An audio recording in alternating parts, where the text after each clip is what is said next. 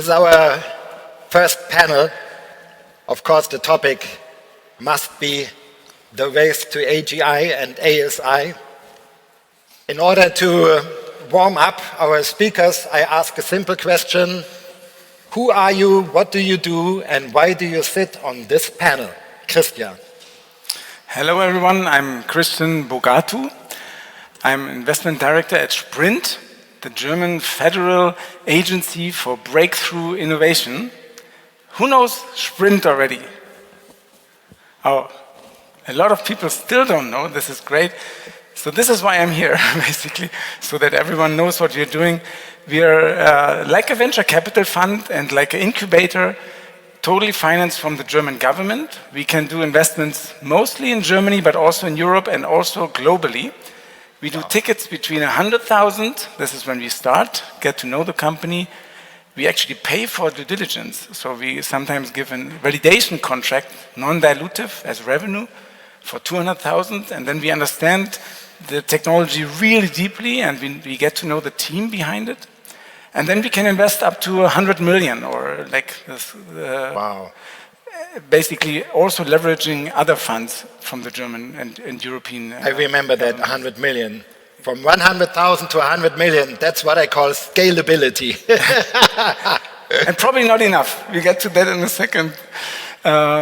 We do sector agnostic investments. I'm personally an entrepreneur myself. I've been here on stage pitching my own startups in the climate space before. And now I'm very happy to be here as a federal agent, which is such a federal agent thing to be. Whoa. Yeah, we talk about federal agents later, more in detail. James, who are you? Yeah, so James Xu, my name, Xin Xu. I just made a pitch for Amy, so I'm here today to join this event, to get to know each other with you guys, to share my understanding of AI, of the climate change. So that's the reason I'm here. Yeah, and you will talk in a second about China. Chris, I have chosen you because you worked a lot in AI in the past before starting Lubit. True. And we just heard your pitch, so maybe you can give us a first idea about how you observe AI development from your point of view. Yeah, for sure. Maybe quick context. In my past life, I was the CIO in Artefact in Paris, which is one of Europe's biggest AI consultancies, I guess. And it's almost embarrassing because my diploma in machine learning, as it were, is from 99, I think, 2000.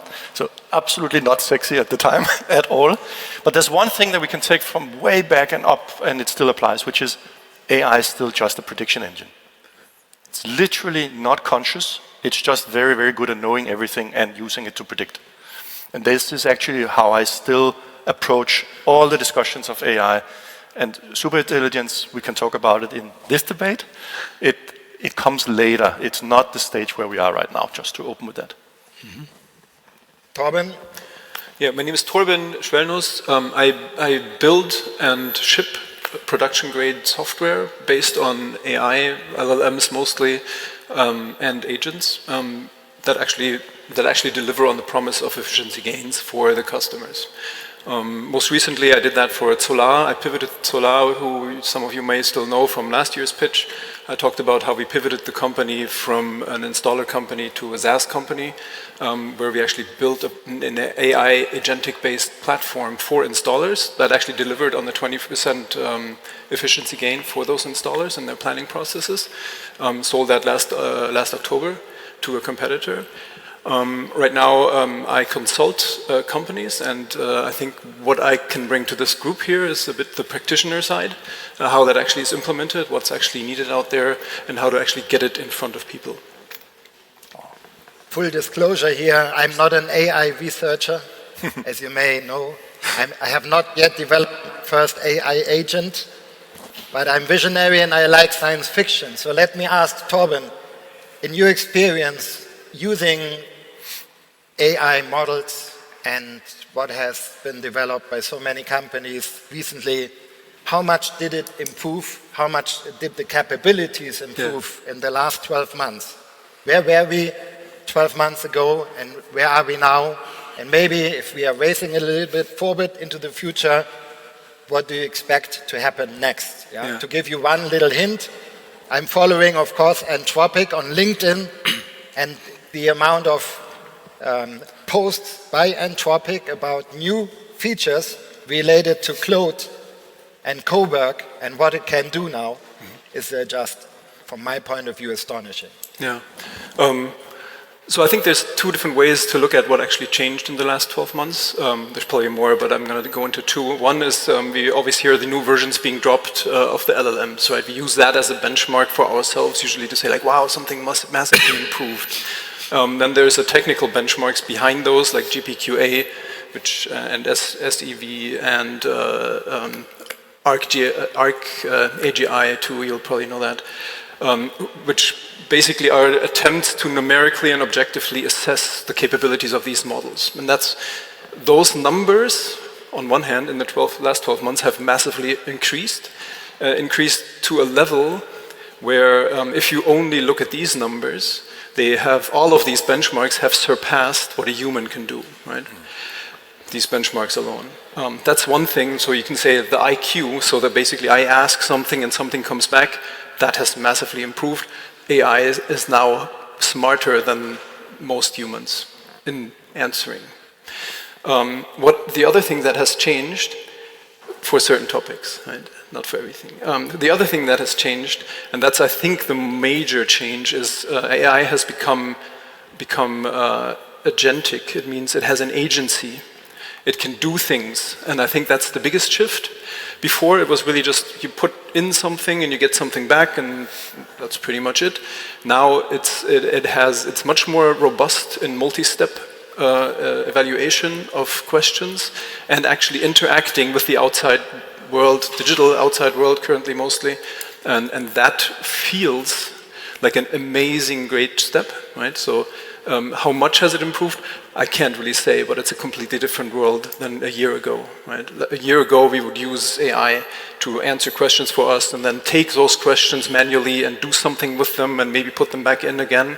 Now all that happens at once, right? So maybe quick check who here has an OpenClaw agent running. 1, 2. Okay, we still have some upgrading to do for you guys. But that's something that happened, right? And that's, I think, the biggest step. Despite all the numbers and obviously context windows, all that stuff has massively increased and makes everything more smart and everything cool. But the biggest change is it can now do stuff. And I think what you just said, that, oh, you're not an AI researcher, you cannot disrupt the field yourself. A year ago, I would have said, yeah, you're right. Yeah. But now, you have all the tools to become a disruptor, even if you have no pre-education in this space. Like me, I'm also like totally not native, an AI native. But anyone with the tools available right now, instead of listening to people sitting here on stage, you could in that time probably build things on AI, go to Perplexity computer and build stuff instead of I get your message. We cut the panel short. Start coding and agent developing because it's a waste of time, right? Only talking about it. Let's have the agents be working for us. Right, put agents here. Yeah, okay. But I still like humans, and I told you last year that Eco Summit is an event by humans for humans, and even if the AI becomes omnipresent and omniscient, I still think Eco Summit has a good future. 100%. Yeah. Don't take me too serious, but go home and work on. Yeah, and let us learn about next frontier AI, because you have some strong ideas at Sprint, what Europe can do in order to develop new AI in Europe. Yeah, I mean, there's jokes in the internet, right? Memes where you see like people fighting for supremacy in AI, and the Europeans, they develop the new plastic cup regulation and things like that.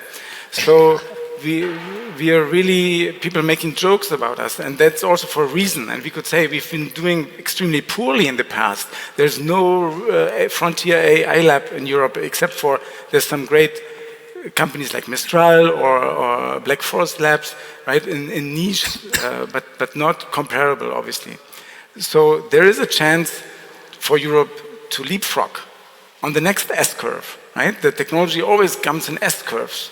We've seen that in many spaces. So we want to help get on the next S-curve, and who, if not Sprint, should be as well on this path. So we've started the Next Frontier AI Challenge. That's actually our biggest challenge at Sprint with 127 million right now, with a path to later have for the 3 winning Frontier AI labs in Europe a 1 billion euro investment. We don't have this 1 billion per lab yet. It's 3 billion that we need. But we are working on making this happen, because this is what's missing in Europe. It's this deep follow-on funding. Yeah, I was actually with your help in Munich at a roadshow event of Next Frontier AI, because currently they are searching for 10, and they will be narrowed down in 2 steps, to 3, to 6, and then to 3. 2 different, you have to reach some milestones, and you are going broadly. And what is the application deadline? Is it end of April, or until when can teams apply for a grant from you? Because this is non-dilutive grant money. I don't know the exact deadline, but it's Next Frontier NF. So Next Frontier AI Challenge. Yeah. And then you find the exact I deadline. think end of April, or maybe even end of June. But we have to confirm it. And it's European-wide. It doesn't need to be only German researchers. It could be from anywhere in Europe. Yeah. And it's non-dilutive, so every winning of the 3 winning teams, they get guaranteed about 25 million euros non-dilutive funding. Is that enough? Definitely not, right? But that's creating a seedling, or 3 seedlings. Yeah. Right? James, let's bring you in. China, because China is also participating in the race to AGI and ASI. What can you tell us? How do you observe it from your point of view? What's happening in China? So it's like in the US, there's a lot of happening. So the Chinese people, they embrace AI. So AI is already there. It's embedded everywhere. So everywhere is AI. So especially in the production, in your daily life. So I think AI is already an integral part of their daily life and in production industry. So basically, they see AI is coming. They embrace AI very active, positive, and also basically they say, so AI is like flood. If the flood comes, it doesn't help that you build your house higher. You need a boat. You need a boat. You need to learn. You need to use the tools to grow with the AI that you stand always above, always above. It's already there. So different between China and US. So US is working very strong on LLM, so on strong models. In China, they go a practical way. They connect AI to all the applications. They build a lot of agents to connect with applications, because the Chinese are practical and they use it for their daily life. And China is very strong in productions, in smart hardware. That's the reason they have a different approach than US. So far, they're doing very good. I think they are on way to the AGI. And there are several very big companies, 3 or 4, competing with US. I think they are on a good way to catch up. Give us a reality check, a critique, or even a little forecast about AI development from your point of view, Chris. Yeah.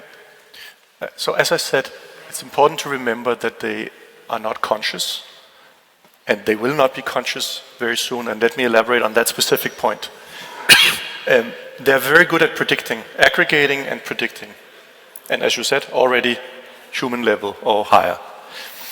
So realizing that, for myself personally, I realized what we need to understand is how do we get from that to consciousness.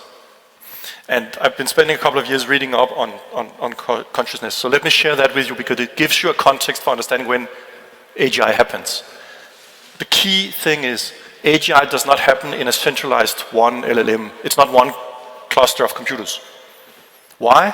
Because consciousness is an emergent thing that happens in a huge, complex system in humans, right? And the only thing that would mirror that in an AI world would be that consciousness emerges as an emergent pattern from all of us being represented by agents and acting like human agents and synthetic agents, collaborating, and out of that, consciousness could happen. Not tomorrow, but not far after, actually. But you see what I'm saying? It's not one big machine. It's not hell. It's all of us creating something that out of that comes consciousness. And I'm a techno-optimist, so I'm actually not scared of that, but it has some really wild consequences. Are you talking about a collective consciousness? I'm saying that consciousness, an AI that can, again, AI can aggregate and predict, but it's very close to figuring out how to find new knowledge, right?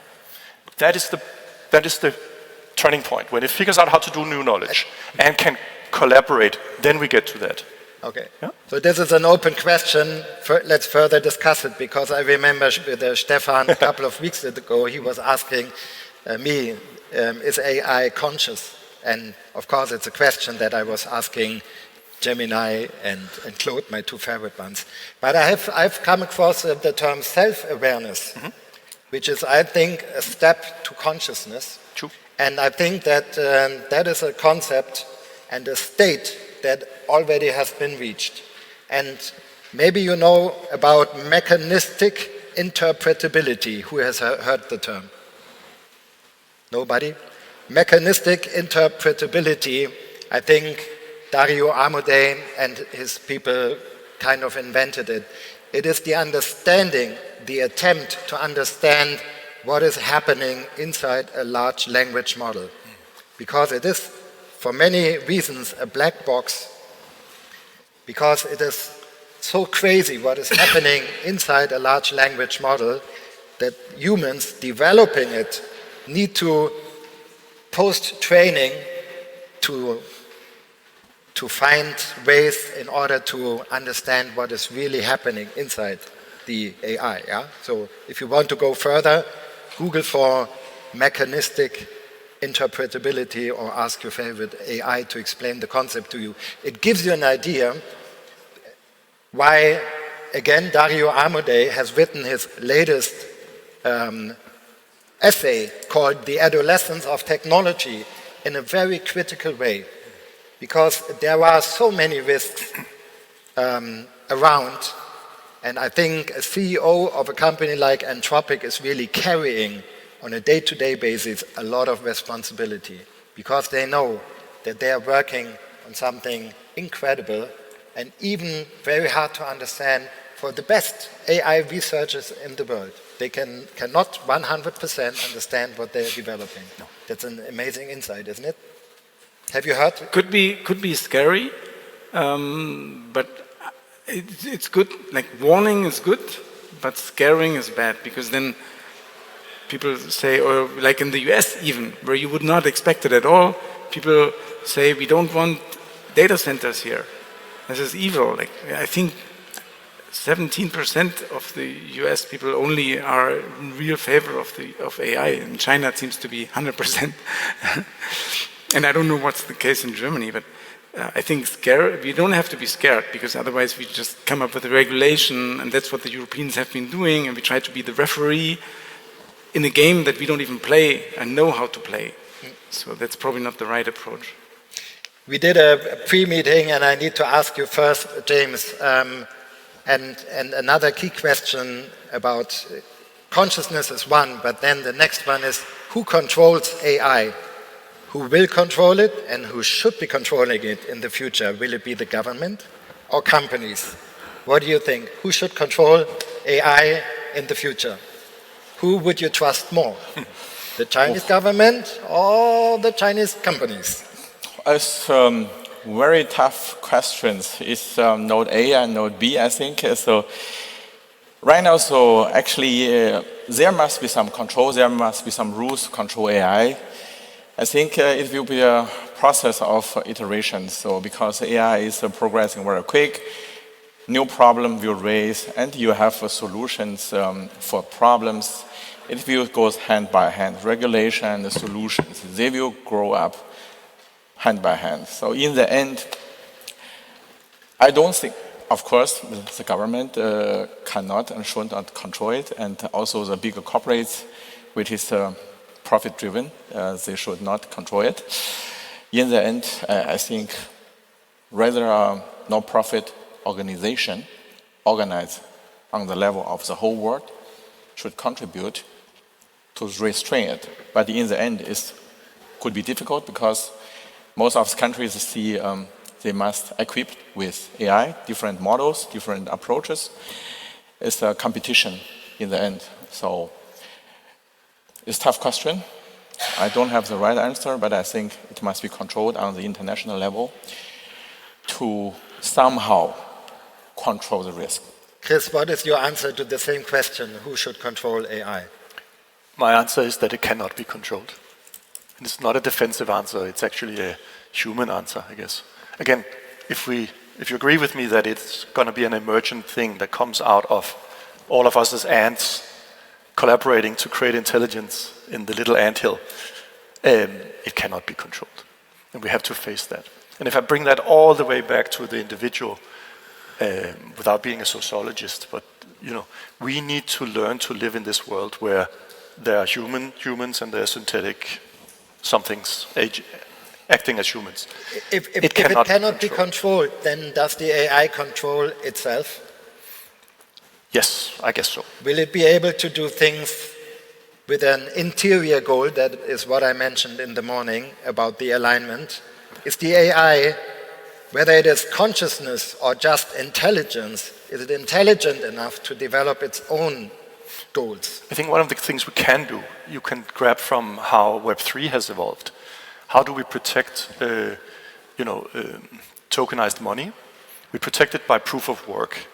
You have to deliver a lot of work to do a proof mathematically, which makes it harder to break the protocol. And I think we need to apply something similar in this thinking. We simply need to build in mechanisms that would make it, prohibitively difficult to do something that humanity doesn't want. Torben, what is your take on the control question? Yeah, so I think I'm very much with you, Chris. I think ultimately it cannot be controlled. However, I do think we need some sort of governance around it. And that has to be multipolar, right? It has to be governments, it has to be companies, and especially it has to be humans, people, the civil society, that where the government basically acts on behalf of that. And there's a couple of reasons for that. Obviously, some safety reasons, safeguarding, making sure that shit doesn't go crazy. But also, and we saw it a little bit in the States, and I think it was last year, when all of a sudden, it's always been the OpenAI charter, but Sam Altman, of all people, suggested, hey, we need to put governance around this, we have to control it, right? That ultimately was his attempt to stifle innovation from smaller companies to come up, right? And we have to make sure that that doesn't happen, because else we would stifle innovation. And we need some sort of controlling body. Maybe we have them already in how we control the economy in general.